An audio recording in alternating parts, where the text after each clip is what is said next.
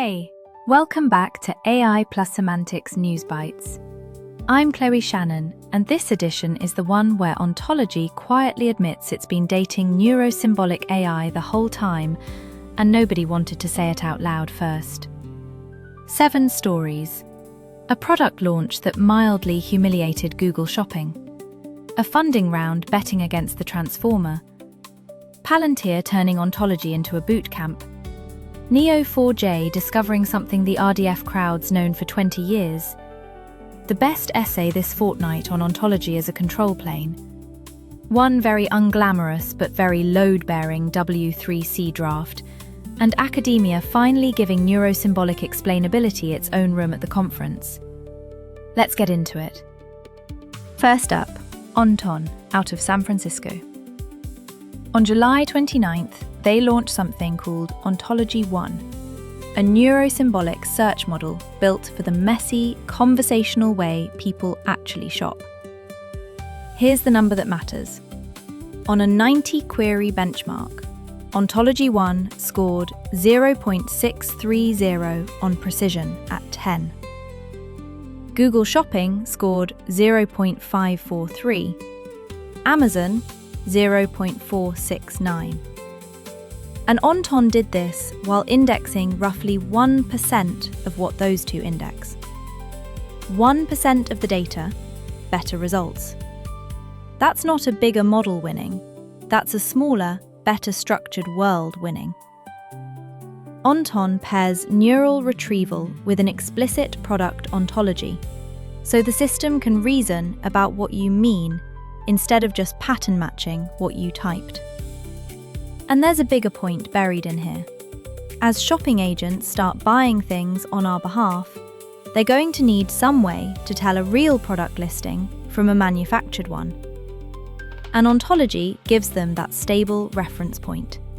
Raw embeddings don't. Nice opener, and a nice bridge into everything else this edition. Ontology and neurosymbolic AI keep turning out to be the same argument wearing different job titles. Story 2, and this one's about money. Augmented Intelligence, AUI, out of New York and Tel Aviv, just closed a $20 million bridge round at a $750 million valuation cap. For Apollo 1, their neurosymbolic conversational model. Closed in under a week, apparently, with a much bigger round reportedly queued up behind it. Apollo 1's been 8 years in development, which either means AUI's founders saw this coming a long way out, or they were just stubborn enough to keep betting on it. Possibly both. Those two aren't mutually exclusive in this industry. Here's the thesis investors are funding. Transformers alone hallucinate too much for regulated, high-stakes conversational work.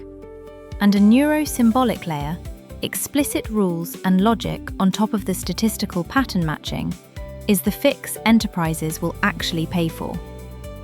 VentureBeat's headline called this the beginning of the end of the Transformer era. That's the kind of line that ages either brilliantly or hilariously, and rarely anything in between. My money's on neither, exactly. But the fact that investors are funding architectures that constrain the Transformer rather than just scaling it, that's the real story here. Story 3, Palantir. Their AIP bootcamp model, hands-on keyboards, results in days instead of months, has basically dismantled the traditional enterprise sales cycle. Customers integrate their own data and see operational results almost immediately. That's what an August 7th report is describing. And none of it works without the ontology layer underneath. Palantir's been saying this since AIPCon. Agents don't just query data, they navigate objects, actions, and logic that already carry business meaning. So a natural language question resolves into an actual operational decision, not just a plausible-sounding paragraph, which, I'll say it, is the same argument we've been making about the Holon architecture for a year now, just with a considerably bigger sales team and a considerably bigger market cap behind it. Here's why the bootcamp pivot actually matters. Time to value has quietly become the metric that kills or saves enterprise AI projects.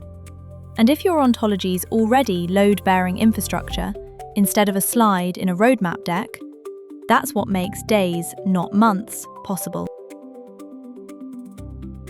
Story 4. And I'll admit I enjoyed this one a little too much. Neo4j's AI Luminaries interview series, covered by SiliconANGLE on July 29th, has an executive named Rizvi arguing that owning a real piece of the intelligence ecosystem requires, quote, an ontology for your domain, for knowledge, for cognition, and for decision-making. That's a sentence you could have heard at an RDF conference in 2005. I'm not being smug just to be smug, mostly, because this is a genuinely useful signal. When a graph database vendor whose whole commercial identity has rested on graphs, not that RDF stuff, starts using the word ontology without irony, it means the market's finally caught up to a point the semantic web made 2 decades ago. Structure isn't overhead. It's what makes learning by use possible at all. The uncomfortable part? Neo4j gets to make this argument without any of the tooling baggage Sparkle still carries. Being right first was never the same as winning.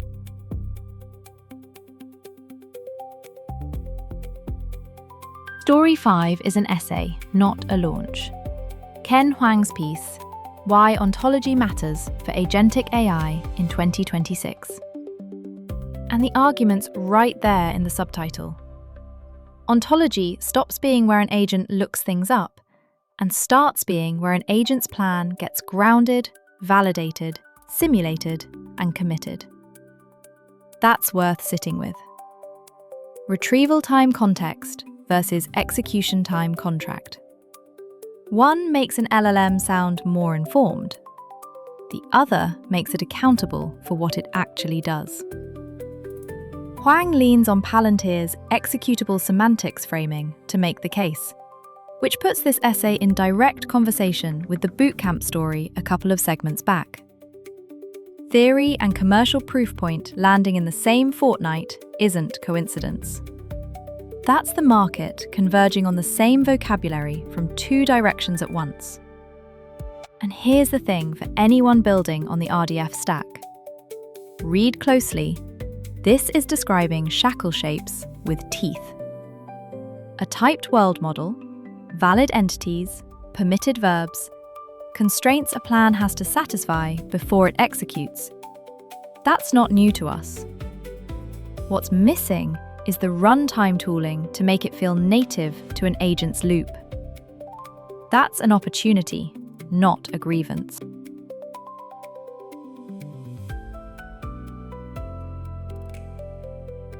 Story 6 is the quiet one, and possibly the most consequential. On July 2nd, the W3C's Data Shapes Working Group published a first public working draft of Shackle 1.2 profiling. Profiling defines how to create and apply profiles of Shackle itself, subsets, extensions, constrained variants of the shape's language. Yes, that's recursive. That's rather the point. As Shackle gets asked to do more, validation, inference, ontology generation, agent instruction annotation, different tools consuming a shapes graph are going to want different slices of it active at different times. Profiling gives implementers a standard way to say, this tool only understands this slice of Shackle, instead of every vendor inventing its own dialect and calling it a day. No headlines, no funding round, no bootcamp case study. But this is exactly the standards plumbing that decides whether ontology as control plane, which you just heard about, ends up buildable on open infrastructure, or locked inside 3 proprietary platforms instead.